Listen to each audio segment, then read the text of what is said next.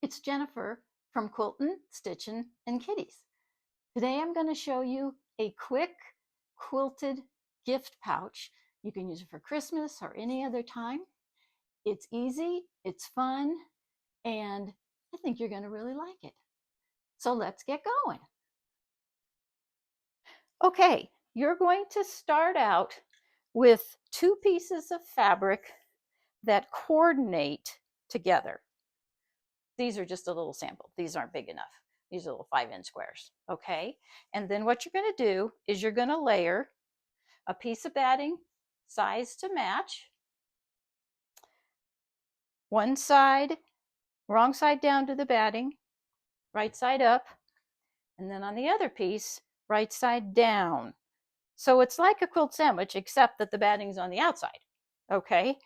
Then you're gonna take it to your sewing machine and you're gonna stitch 1/4 inch, leaving a space open to turn it 1/4 inch all the way around except for the space.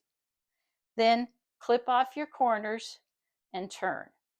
When you turn, make sure you really poke those corners out so they look nice. Okay, so you're going to have a finished backside and a finished front side. Then on your machine, stitch 1/8 inch round to close up the gap and to do some nice top stitching so it lays flat. Then quilt is desired. Doesn't need a whole lot.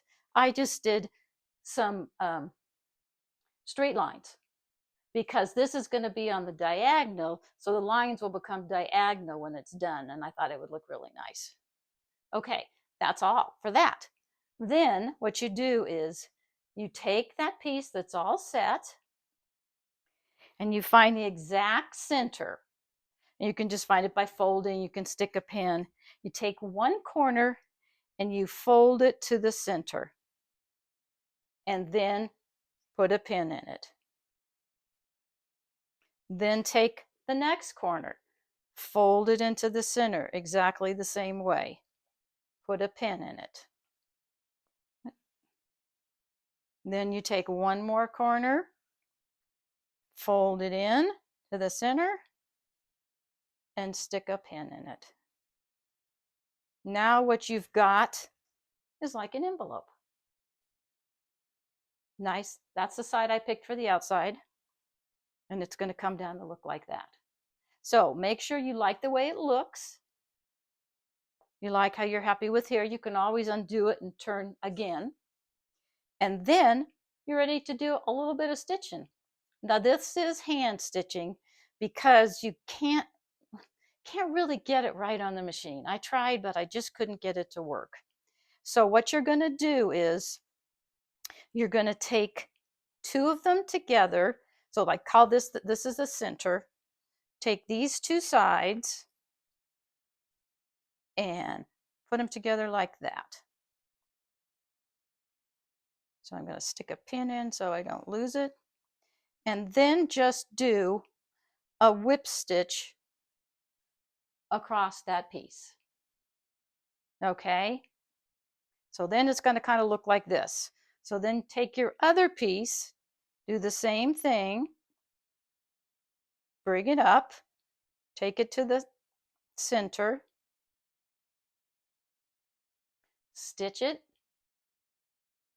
So you'll have two stitching lines. And when you're finished, it will look like this. The two lines sewed together.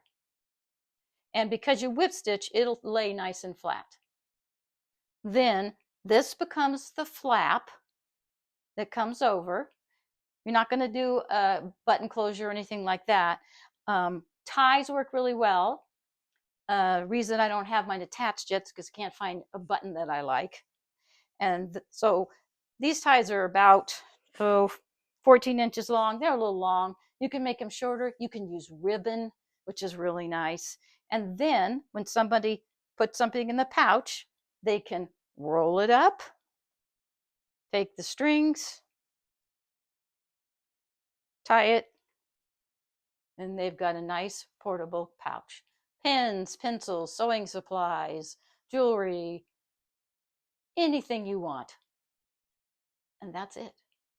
So I went looking for a button. I decided, okay, I'm going to sew this on by hand here, right on the edge, so that strip that I made. This is not a ribbon. I actually made this from the same fabric as the binding on this. And then I went to my wonderful button box. I found all sorts of interesting stuff. Anybody have any idea what this is? I think it was supposed to be a collar to a shirt. 75 cents. Then I found some buttons. 4 buttons. 30 cents. Wonder how long those have been in there. 40 cents for 4 buttons. 59 cents for 3 buttons. Oh my gosh. Inflation? Yeah, I think so. Anyway, out of all of these, I didn't really find a button I liked. I got 2 that are sort of close that might work. One's kind of a bluey green and one's kind of a green. So what I thought I'd do is just stitch it here and then just put the button on top so you can't see the stitching. But see, neither of those is really right. So I guess I'm going to have to go buy a $4 or $5 button to make this perfect. But like I said, you can also use ribbon. And so, of course, I went into my ribbon container and only found white, which looks terrible. So guess I have to go buy a spool of ribbon too. And that's it. Pretty amazing.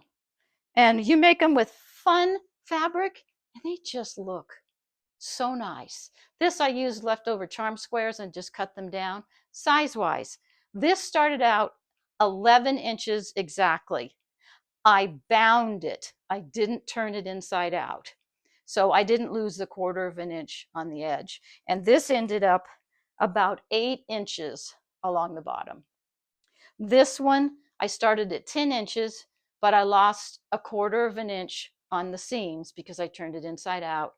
So this started at 10 and ended up size-wise at 6 or 6.5, kind of in between and stuff. So it looks like you're going to lose approximately 3 inches from your original square to the size of the pouch. So just keep that in mind, but you can make them any sizes you want. If you have any questions, please, please don't hesitate to ask. Put them in the comments. I will answer them. If you have another project you'd like to see, let me know. I really enjoy doing this for you. Thank you. Welcome or welcome back. If you haven't subscribed, please do. Take care, and I will see you again real soon.